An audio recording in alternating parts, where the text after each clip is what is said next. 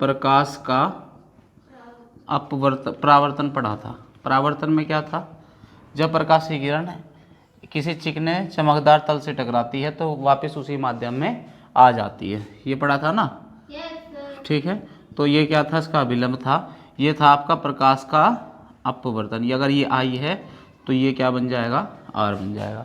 तो इसमें क्या होता था, प्रकाश की किरण मुड़ जाती थी। प्रकाश की किरण क्या हो जाती थी, मुड़ जाती थी। अब क्या होगा, अब इसके अंदर एंट्री कर जाएगा। जैसे ये मान लिया आपने माध्यम 1 है, ये क्या है, माध्यम 1 है, ये माध्यम 2 है। ठीक है, जब प्रकाश की किरण एक माध्यम से दूसरे माध्यम में जाएगी तो क्या होगा, अपने रास्ते से भटक जाएगी। जाना तो उसे सीधा चाहिए था, पर होगा क्या, वो डिपेंड मीडियम के ऊपर निर्भर करेगा और वो क्या करेगा, आपको प्रकाश की किरण को मोड़ देगा। प्रकाश की किरण को क्या कर देगा, मोड़ देगा। अगर वो विरल माध्यम से, विरल मतलब जैसे हवा हो गई, एक होता है सघन माध्यम, एक होता है विरल माध्यम, एक होता है सघन माध्यम। एक ऐसा माध्यम जिसमें कण जो है ना पास पास हो, कण क्या हो, पास पास हो, तो वो माध्यम कहलाता है सघन माध्यम। एक ऐसा माध्यम जिसके कण जो हैं, जैसे आपकी हवा है, एक कण यहाँ है, एक यहाँ है, बहुत सारा गैप है, तो वो हो गया आपका विरल माध्यम। समझ में आ रहा है कि नहीं आ रहा।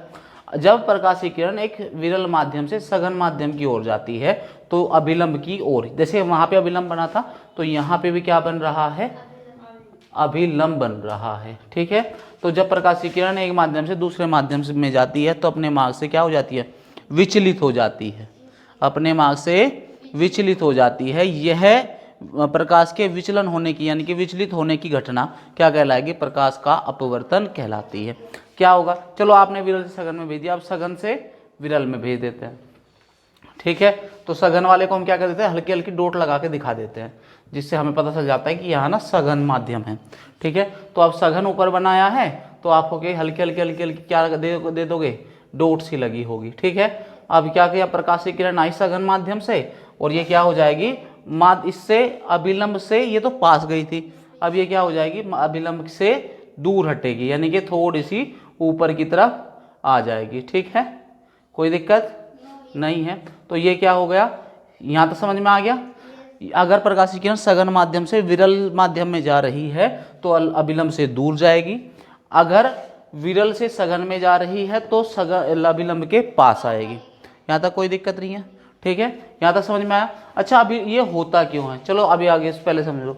वही पुरानी बात, ये आपकी आपतित किरण है जो उसके ऊपर डल रही है, ये ए हो, ये ए है, ये बी है, ये आपका सी है। तो ए बी जो किरणें आपने ऊपर से डाली है, ये वाली या ये वाली, ये भी ऊपर से डाली है ना, ये भी ऊपर से डाली है, तो ये ए बी। ठीक है, तो ए बी दोनों केस में क्या होगा, आपतित किरण होगा, पुराने वाली बात है। ठीक है, और ये जो उसमें तो ये क्या कहते थे, इसे तो आप आपतित किरण ही कह रहे थे। सेम कंडीशन यहाँ है, यहाँ परावर्तन हो रहा था और ये लाइट जो थी मुड़ रही थी, तो इसे आपने क्या कह दिया था, परावर्तित किरण बोल दिया था। पर यहाँ क्या हो रहा है, यहाँ अपवर्तन हो रहा है, तो इसे कहेंगे आप अपवर्तित किरण। क्या कहेंगे इसे, अपवर्तित किरण। समझ में आया नहीं आया। ठीक है, और इसमें क्या बनेगा, ये भी अपवर्तित ही किरण होगी, अपवर्तित किरण। समझ में आया कि नहीं आया। ठीक है, जो आपकी आपतित किरण है जो कि डाली जा रही है उसे आपने क्या कह दिया, आपतित किरण, आपतित किरण। समझ आया कि नहीं आया। ये भी कौन सी बन जाएगी, आपतित किरण। समझ में आ गया। अच्छा, ये जो प्रकाश का अपवर्तन हो रहा है, ये प्रकाश का अपवर्तन जो हो रहा है, हो क्यों रहा है, होता क्या है, प्रकाश की जो चाल है जो हमने अभी तक आपको बताई थी, निर्वात में कह दो, निर्वात मतलब जहां कुछ ना हो, या सिर्फ हवा में कह दो। ठीक है, जो निर्वात में हमने चाल मान के चलते हैं वो चलते हैं 3 × 10⁸ मीटर पर सेकंड मान के हम चलते हैं। पर होता क्या है, हर माध्यम में प्रकाश की चाल इतनी होती नहीं है। जैसे आपने क्या किया, जब प्रकाश की किरण को किसी पानी से, जैसे हवा में चल रही है तो लगभग इतनी है, या निर्वात में चल रही है तो आपकी लाइट की स्पीड इतनी है, 3 × 10⁸ मीटर पर सेकंड है। पर जैसे ही उसने एक माध्यम से दूसरे माध्यम में गई, जैसे आपने क्या किया, एक कोई लाइट डाली, किसमें, पानी में डाली, तो उसकी स्पीड क्या हो जाएगी, यानी कि इसकी चाल जो हो जाएगी वो कितनी हो जाएगी, कम हो जाएगी।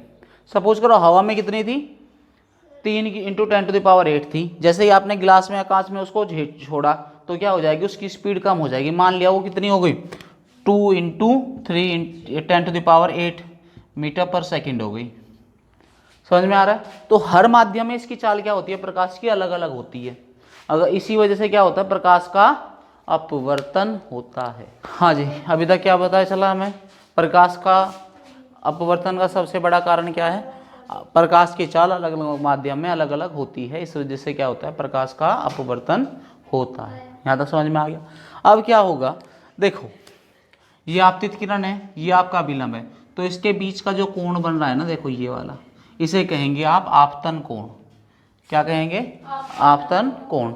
जैसे पहले वाले में था आपतन कोण, ठीक है।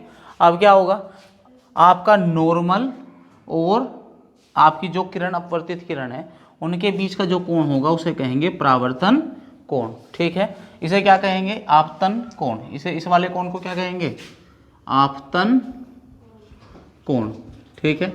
और ये वाला जो कोण बन रहा है इसे क्या कहेंगे, अपवर्तन कोण। क्या कहेंगे, अपवर्तन कोण। यहाँ तक कोई दिक्कत ही नहीं है, ठीक है। क्या कहेंगे, इसे कहेंगे आपतन कोण, इसे कहेंगे अपवर्तन कोण। तो आपतन के, प्रकाश के अपवर्तन के कितने नियम है, 2 नियम है, जैसे उसके थे। पहला नियम लगभग सेम है। पहला नियम क्या कह रहा है, पहला नियम वही कह रहा है कि आपतित किरण, और ये वाला जो, ये वाला बिंदु क्या होगा, ये होगा आपतन बिंदु। ये क्या होगा, आपतन बिंदु। ये क्या, इस वाले का नाम क्या है, आपतन बिंदु। सेम इसमें ये आई बन रहा है और ये वाला आपका क्या बन रहा है, आर बन रहा है, ठीक है। तो ये क्या कह रहा है, पहली वो ये सेम होगा, आपतित किरण, आपतन बिंदु पर अभिलंब और अपवर्तित किरण, तीनों एक ही तल में होते हैं। लिख दो, लिखो जल्दी से। प्रकाश के अपवर्तन के नियम। पहला नियम, आपतित किरण आपतन बिंदु पर अभिलंब तथा अपवर्तित किरण, आपतित किरण आपतन बिंदु पर अभिलंब, आपतन बिंदु पर अभिलंब और अपवर्तित किरण, तीनों एक ही तल में रहते हैं। तीनों एक ही तल में, आपतन बिंदु पर अभिलंब, तीनों एक ही तल में रहते हैं, ठीक है। दूसरा नियम वो था, ये सेम था उस परावर्तन में भी और यहाँ भी, दोनों में सेम है, पर वहाँ क्या अंतर था, वहाँ था आपतन कोण परावर्तन कोण के बराबर होता है। किसमें, परावर्तन में। यहाँ क्या हो जाएगा, यहाँ आपतन कोण की ज्या, आपतन कोण की ज्या और परावर्तन कोण की ज्या का अनुपात, आपतन कोण की ज्या और परावर्तन कोण की ज्या का अनुपात नियतांक होता है। क्या होता है, नियतांक होता है। इसे स्नेल का नियम भी कहते हैं। क्या कहते हैं, का नियम।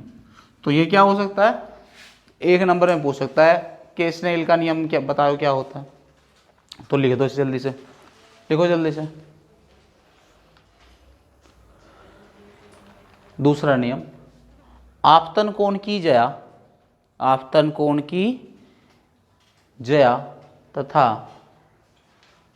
अपवर्तन कोण की ज्या का अनुपात, अपवर्तन कोण की ज्या का अनुपात, आपतन कोण की ज्या तथा अपवर्तन कोण की ज्या का अनुपात नियत होता है, नियत होता है। हो गया यहाँ तक, कोई दिक्कत?